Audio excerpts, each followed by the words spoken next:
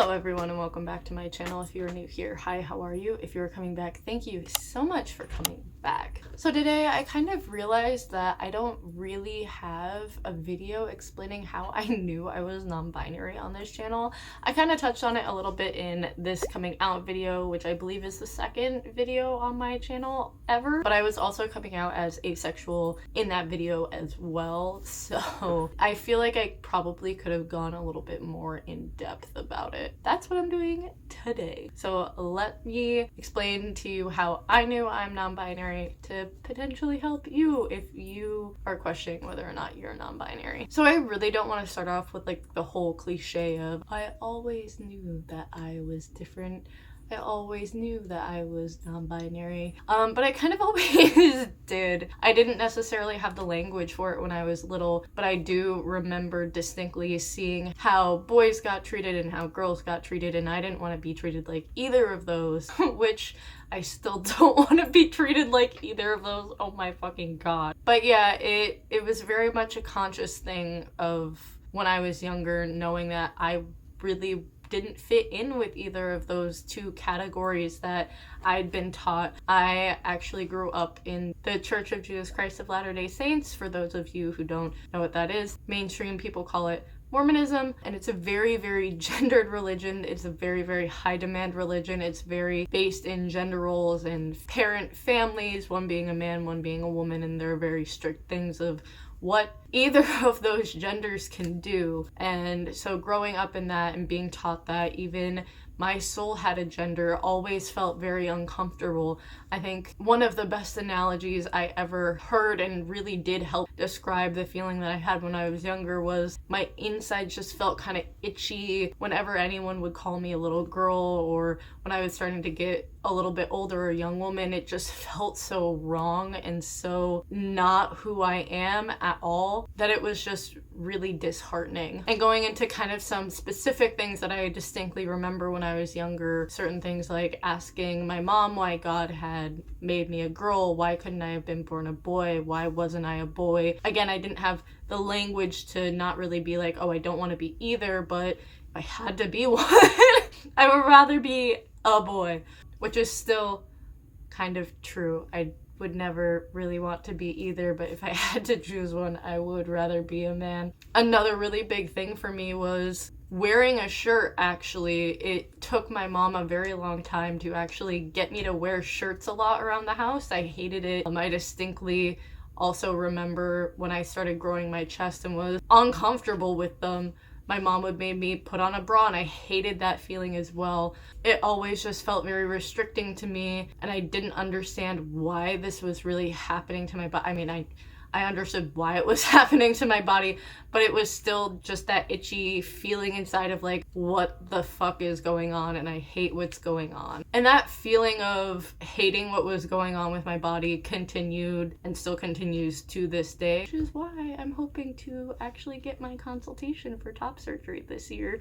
At some point, I will do a fundraiser to that, maybe closer to Pride Month, so watch out for that. I would look in the mirror at my body for hours and hours on end and just not recognize myself at all, not recognize the body that I was in. I disassociated very, very heavily as a teenager because of that, and probably for a bunch of other reasons, which is why I'm in therapy. And for anyone in the comments, anyone who doesn't believe in non-binary, I am in therapy, and I do have a therapist who specializes in gender, and they are going to be signing off on me getting top surgery and doing all of the other things I potentially want to do for my transition. So if you tell me that non-binary isn't really trans, and that non-binary isn't a thing, you can suck my dick. I probably shouldn't have said that, but oh well, I don't care. But yeah, it wasn't just the feeling of a young woman hating on her body because of societal pressure.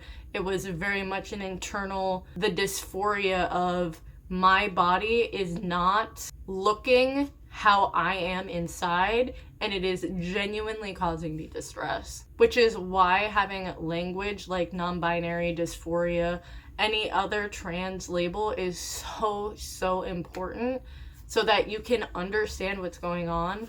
I genuinely believe that my teenagehood would have been so much easier and I would have been a whole lot happier if I had had the language that I do now. So I didn't really hear about trans when I was younger. I did a little bit. Funnily enough, I remember the very first time that I heard about a binary trans girl who was transitioning, and I was reading it in the newspaper. I was in London visiting a friend of mine, and I remember reading this in the paper that was just on the tube and being like, oh my god, that's so weird. Obviously, because I didn't know that that was okay at the time. I was very, very indoctrinated in a very homophobic, transphobic religion. But I also remember that feeling of, I don't want to say jealousy, I don't want to say synonyms to jealousy, but I had that feeling of, oh, this person gets to be who they truly are.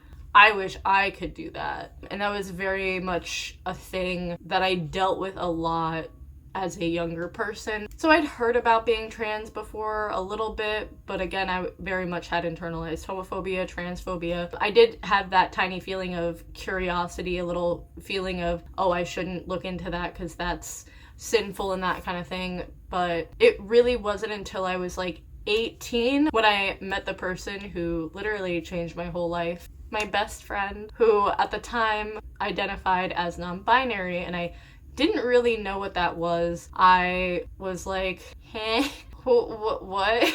I was very, very confused. And they explained it to me, and I just remember being so mad. I was, first of all, mad that I was lied to by my religion, mad that my mom or dad hadn't told me about this before, and just so mad at them for being able to be their true self. That might sound a certain way, but it really was, as an 18-year-old person who had never really been allowed to just be themselves. I'm not gonna lie, I got mad at seeing someone be who they truly were. I got really jealous because they were able to be who they were, and I never felt like I was able to be who I truly am. And so I got really jealous of them when they started to explain it to me more and the things that they had gone through. And I very much was like, epiphany moment. Oh my god, mind blown. This is the kind of stuff that I've gone through. And I just do want to preface this that I did identify as gender fluid from 19-ish to about, I think, 22-ish? 21 or 22. It wasn't until I was 22 or 23 that I realized non-binary was a better fit for me. But at the time, from 19 to about 21, 22, gender fluid really did encapsulate my experience. And now non-binary is encapsulating my experience. I really do have to say, those first couple years were so imperative. It was the very first time I ever really felt euphoria in regards to myself, my identity, my gender, how I wanted to look, how I wanted to dress, how I wanted to be perceived. It was, looking back on it, fucking amazing. Some of the other ways that you can tell if you're non-binary or not, that a lot of people don't really focus on because a lot of people focus on dysphoria, but if you have euphoria. So at that time, I changed my name and my pronouns, and the amount of euphoria that I got changing my name from my dead name to Lynn was insane. I'm not gonna cry. But it genuinely, I've always hated that name because I just never connected with it. And so when people call you something that you don't connect with, for me it causes a lot of disassociation. Getting to pick out Lynn, getting to pick out something that I feel fits me and who I am, it was honestly like one of the best things that I've ever done for myself. Same thing with pronouns. Identifying as gender fluid for about 3 or 4 years, it genuinely did help me to figure out which pronouns I liked better. So I've actually gone by the 3 main pronouns: she, her, they, them, he, him. And they, them just fit me so fucking well. Her never felt right. It always was very upsetting for me to hear it, and I just thought that I had to live like that for the rest of my life. And he, him pronouns just don't feel right to me either.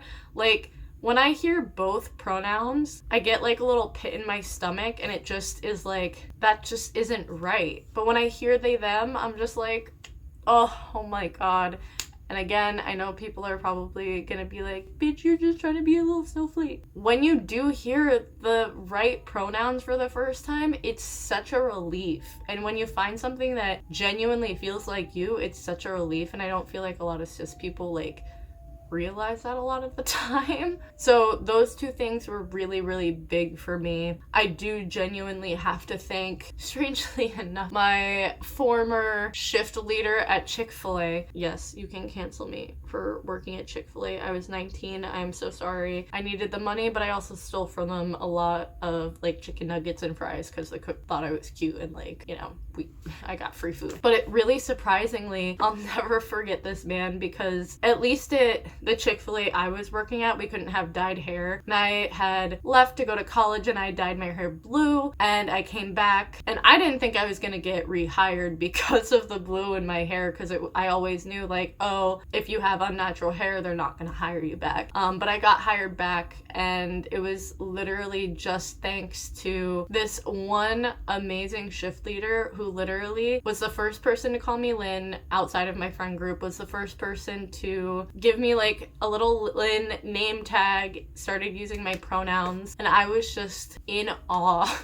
that this shift leader from Chick-fil-A was so good to me when I'd only had negative experiences at that point. Not saying Chick-fil-A is a good company, I'm saying that one man that I worked with was great for me at the time. And I think it really showed me that people are actually really willing to do those changes for you when I hadn't experienced that at that point. His kindness genuinely surprised me a lot, because I hadn't ever gotten a positive response to, oh, my name is Lynn and I go by they, them pronouns, until he was there. And honestly, since that job, I've only ever told my employers that I'm non-binary, my name is Lynn, and that I go by they, them pronouns. Whether or not they respect it, that's on them, but I do let people know, because I at least want to know that I'll be in a somewhat safe environment and that I will be taken seriously. And I have had a lot of amazing coworkers and shift leaders and managers who genuinely respect it,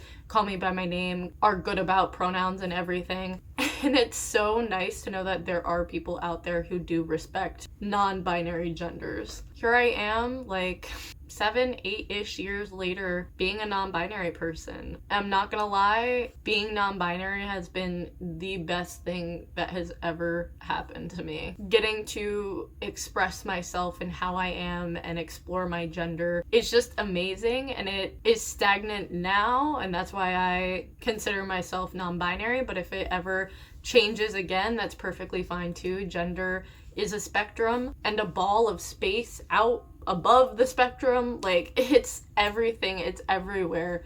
It's just a social construct, people. You shouldn't take it too seriously. But I think the most beautiful thing about being non-binary and finding the language around being non-binary is that I finally feel comfortable in myself.